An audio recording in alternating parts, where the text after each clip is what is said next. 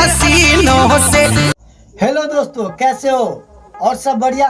चलिए, माता रानी का आशीर्वाद है कि आप सब ठीक है और आप लोग का आशीर्वाद है मैं आप लोग के बीच हूँ। तो सबसे पहले आप लोग को नमस्ते, प्रणाम, सलाम अलैकुम दोस्तों। चलिए, आज बात करते हैं भोजपुरी के जाने माने सुपरस्टार मनी महाराज के बारे में। दोस्तों, वीडियो को क्लिक करते ही आप लोग मनी महाराज भैया का सॉन्ग सुने होंगे। तो आप लोग को बता दूं कि ये सॉन्ग बहुत ही बढ़िया है। बहुत ज़्यादा इस वीडियो को शूट करने में टाइम दिया है और बहुत मेहनत लगा है। और ये सॉन्ग जो है पूरा कॉमेडी सॉन्ग है, समझिए पूरा कॉमेडियल है। मनी महाराज भैया और उसके टीम बहुत समय दिया है, तब जाके ये वीडियो शूट हुआ है और बहुत अच्छा सॉन्ग है। आप लोग जो है अपने फैमिली के साथ ये सॉन्ग सुन सकते हैं, देख सकते हैं। अब जैसे मनी महाराज भैया कॉमेडी करके हम लोग को हंसाता है ना, वैसे आप लोग ये सॉन्ग सुन के भी हंसिएगा, क्योंकि ये सॉन्ग भी पूरा कॉमेडी ही बना है। और ये सॉन्ग मैं सुबह से 10 बार सुन चुका हूँ और बहुत अच्छा लगा है। तो आप लोग भी सुनिए। और आप लोग से हाथ जोड़ के एक रिक्वेस्ट करता हूँ, आपका छोटा भाई हूँ, अपना बेटा समझिए, भाई समझिए और मुझे सपोर्ट कीजिए। हम लोग अभी छोटे यूजर है, तो आप लोग सपोर्ट कीजिए और आगे बढ़ाइए। आप लोग यदि मेरे चैनल पे पहली बार हो तो प्लीज़ चैनल को सब्सक्राइब करके, वीडियो को लाइक करके और कमेंट में बताइएगा कितना फनी सॉन्ग है। आप लोग फैमिली के साथ भी बैठ के देख सकते हैं और सुन सकते हैं। बहुत बढ़िया इसमें शूट किया गया है और मेहनत बहुत ज़्यादा मनी महाराज भैया और उनकी टीम किया है।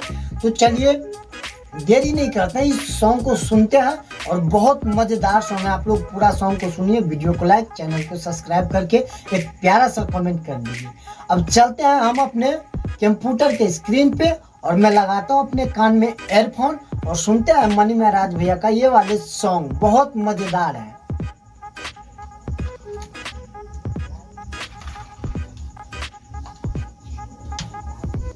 दोस्तों, मैं लगा लिया हूँ अपने कान में एयरफोन। अब सुनते हैं सॉन्ग, आप लोग भी ध्यान से सुनिए। बहुत अच्छा सॉन्ग है, बहुत फनी है।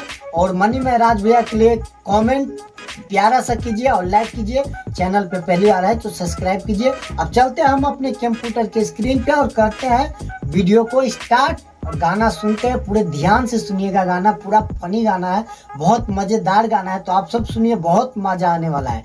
चलिए करते हैं कंप्यूटर को चालू और सुनते हैं सॉन्ग को।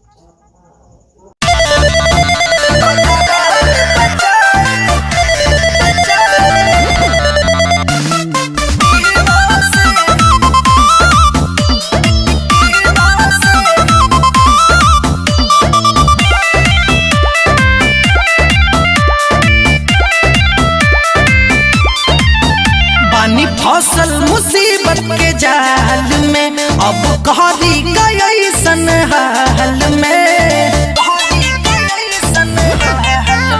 बानी फसल मुसीबत के जाल में, अब कहरी कैसन हाल में।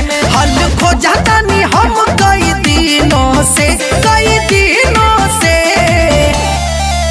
भगवान बचाए तीनों से, पुलिस वकील हसीनों से। भगवान बचाए तीनों से, पुलिस वकील हसीनों से।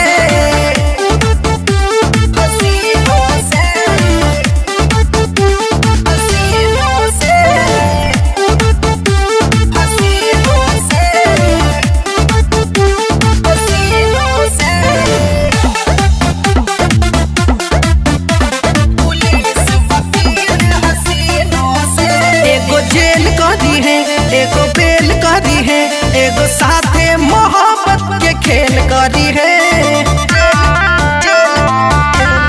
सुन, एगो जेल करी है, एगो बेल करी है, एगो साथे मोहब्बत के खेल करी है। एक चक्कर में हम पिसाता निकले महीनों से। तब भगवान बचाए तीनों से, पुलिस वकील हसीनों से। भगवान बचाए तीनों से, पुलिस वकील हसीनों से।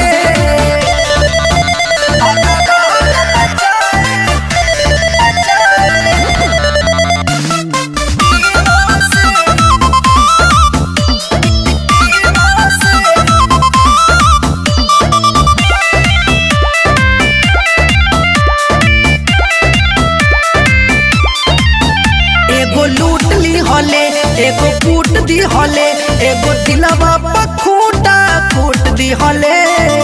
हम का करी? एगो लूट ली हले, एगो कूट दी हले, एगो दिलवा पर खूंटा फूट दी हले।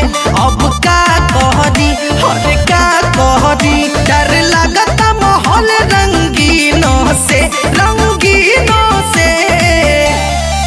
तब भगवान बचाए तीनों से, पुलिस वकील हसीनों से। भगवान बचाए तीनों से, पुलिस वकील हसीनों से।